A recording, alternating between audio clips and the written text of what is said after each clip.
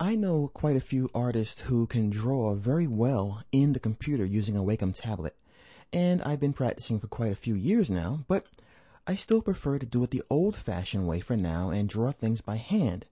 So what I'm going to do in this section is show you two ways to get scanned artwork into the computer. First, we'll talk about pencil artwork, and then I'll talk about inked artwork that you may have used a marker or a brush and ink to darken the line before you scan it into the computer. So why would you want to bring in pencil artwork? Well, in Illustrator, you can lock your artwork as a template, as I discussed in an earlier lesson, so that you can trace with the vector tools over the pencil artwork to create some very clean artwork, such as logos or characters.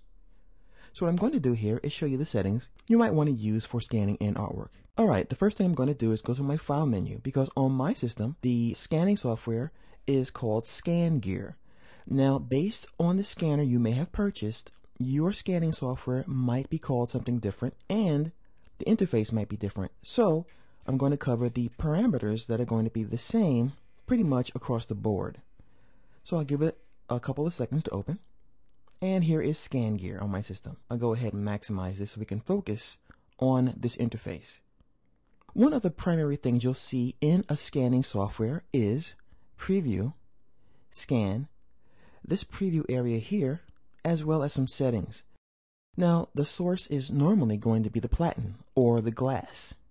So we're going to leave that at the default. Now, for pencil artwork, you might think that the black and white option will be your best bet, but actually grayscale is going to give you a much better result and more pixels to work with. So choose grayscale as your scanning mode for pencil artwork.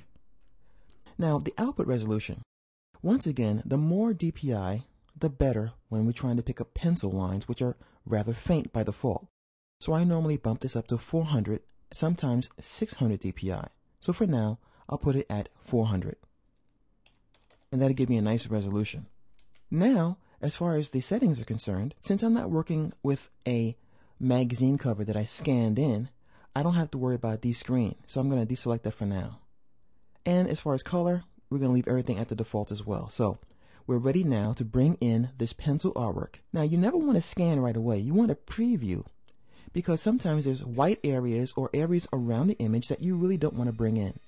The more you bring into the computer when you're scanning, the longer the scan is going to take, and the longer the file size. So we'll give it a couple of seconds to look on the platen, and then give us a preview here in this window. As you see here, the scanner has intelligently decided to crop this picture for me, and when I click scan, it's going to look at my settings and bring this into Photoshop for me. So I'm going to hit scan. But if you wanted to manually crop it, you can simply click and drag your mouse anywhere like so, or put your cursor on the edges here and create the crop area manually. So you have full control as to what you bring into the computer for your scan. So I'm going to hit scan. And once in Photoshop, I can use any of the tools to rotate the artwork so that it's ready for importing into Illustrator. So we'll give it a couple of seconds. Don't forget, the larger the number here, the longer the scan is going to take. This is especially true for color artwork. Okay, now I can go to Photoshop, and here is the scanned in artwork. To rotate it, I'm going to go to the image menu. I'm going to choose rotate canvas, and I want to go counterclockwise 90 degrees. Now, if I want to do any more cleanup, for example, increase the contrast so I can see the image more clearly, I can go to the image menu, choose adjustments, and choose brightness and contrast. And what I could do is really bump up the contrast and reduce the brightness so I can see the artwork more clearly. I'll click OK, and now this file is ready to be used as a template in Illustrator.